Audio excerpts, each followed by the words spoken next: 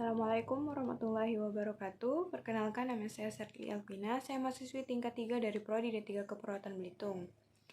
Baiklah, di sini saya akan menjelaskan mengenai penata laksanaan shock hipovolemik. Shock sendiri ialah keadaan berkurangnya perfusi organ dan oksigenasi jaringan yang menyebabkan gangguan mekanisme homeostasis. Kemudian shock hipovolemik adalah shock yang terjadi akibat kurangnya volume cairan tubuh, baik darah pada perdarahan terbuka maupun tertutup, plasma pada luka bakar, dan cairan tubuh lainnya pada muntah, diare, dehidrasi, diuresis kuat, obstruksi ileus, sepsis berat, pankreatis akut, dan peritonitis purulenta difus.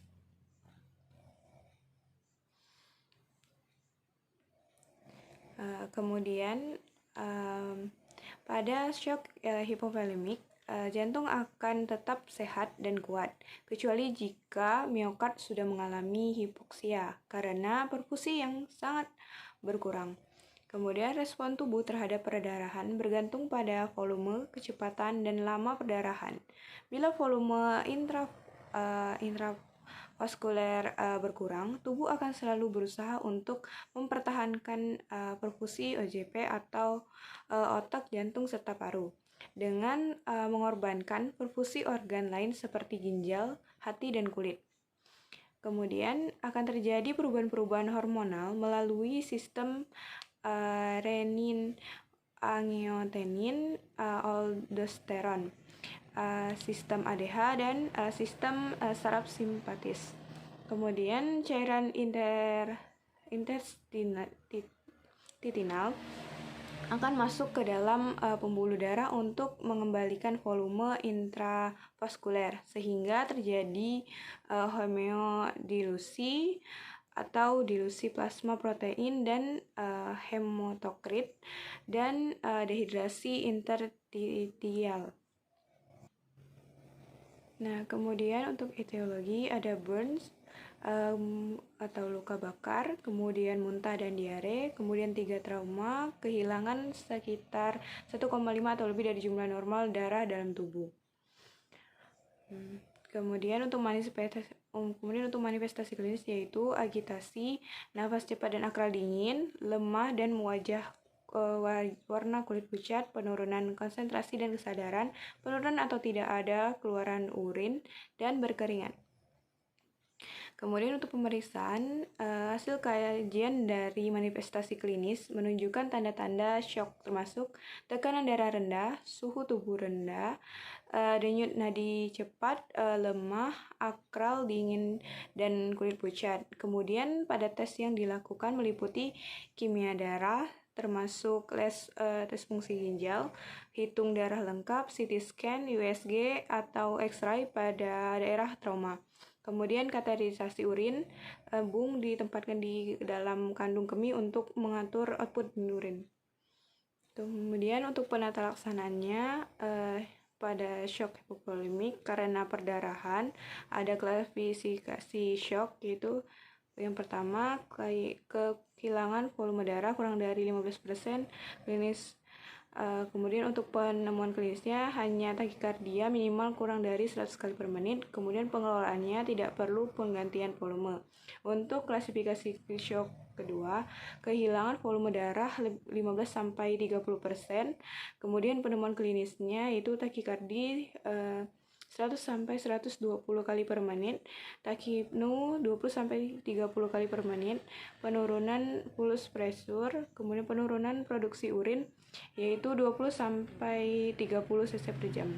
Untuk pengelolaannya, pergantian volume dengan cairan kristaloid dan 3 kali kehilangan. Kemudian untuk klasifikasi shock kelas 3, kehilangan volume darah 30-40%. Untuk penemuan klinisnya itu kardi lebih dari 120 kali per menit, tachypnea 30-40 kali per menit, ada penurunan produksi urin 5-15 cc per jam.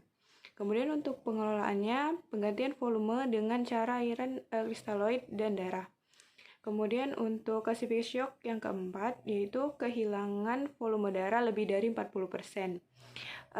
Untuk penemuan klinisnya yaitu takikardi lebih dari 140 kali per menit, takipnu lebih dari 35 kali per menit, pucat, dingin, perubahan mental, bila kehilangan volume lebih dari 50%, pasien tidak sadar, ketekanan sistolik sama dengan diastolik, produksi urin minimal atau tidak keluar. Kemudian tujuan utama dalam mengatasi shock perdarahan adalah menormalkan kembali volume intravaskuler dan interstitial. Bila defisit volume intravaskuler hanya dikoreksi dengan memberikan darah, maka masih tetap terjadi defisit interstitial. Sehingga TTV masih belum stabil dan produksi urin yang kurang. Pengembalian volume plasma dan interstitial ini hanya mungkin bila diberikan kombinasi cairan koloid seperti darah, plasma, dextron, dan sebagainya, dan cairan kristaloid. Kemudian shock hipovolemik karena dehidrasi atau diare seperti muntah dan diare, yaitu klasifikasinya yaitu dehidrasi ringan, kehilangan cairan tubuh sekitar 5%. Untuk penemuan klinisnya yaitu selaput lendir kering, nadi normal atau sedikit meningkat. Untuk pengelolaannya sendiri yaitu penggantian volume dengan cara kristaloid yaitu NaCl 0,9% atau RL. Kemudian untuk klasifikasi dehidrasi sedang yaitu kehilangan cairan tubuh sekitar 10% dengan penemuan klinis yaitu selaput lendir sangat kering, status mental tampak lesu, nadi cepat, tekanan darah mulai menurun, dan oliguria. Kemudian untuk pengolahannya itu selanjutnya klasifikasi dengan dehidrasi berat yaitu kehilangan cairan. Untuk penemuan klinisnya selaput lendir pecah-pecah, pasien mungkin tidak sadar. Untuk pengolahannya yaitu IDM. Untuk prognosis, shock hipovolemik selalu merupakan darurat medis. Namun gejala-gejala dan hasil dapat bervariasi tergantung pada jumlah volume darah yang hilang, tingkat kehilangan darah, cedera yang menyebabkan kehilangan, kemudian yang mendasari pengobatan kondisi kronis seperti diabetes dan jantung, kemudian paru-paru dan penyakit ginjal. Secara umum, pasien dengan derajat shock yang lebih cenderung dibandingkan dengan shock yang lebih berat. Dalam kasus-kasus shock hipovolemik berat, kematian adalah mungkin bahkan dengan perhatian medis segera. Orang tua lebih cenderung memiliki hasil yang buruk dari shock.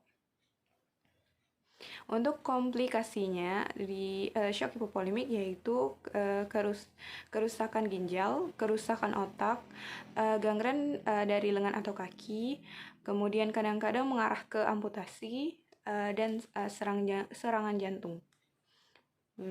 Baiklah, mungkin cukup sekian penjelasan dari saya. Lebih dan kurangnya saya mohon maaf. Wabillahi taufiq wal hidayah. Wassalamualaikum warahmatullahi wabarakatuh.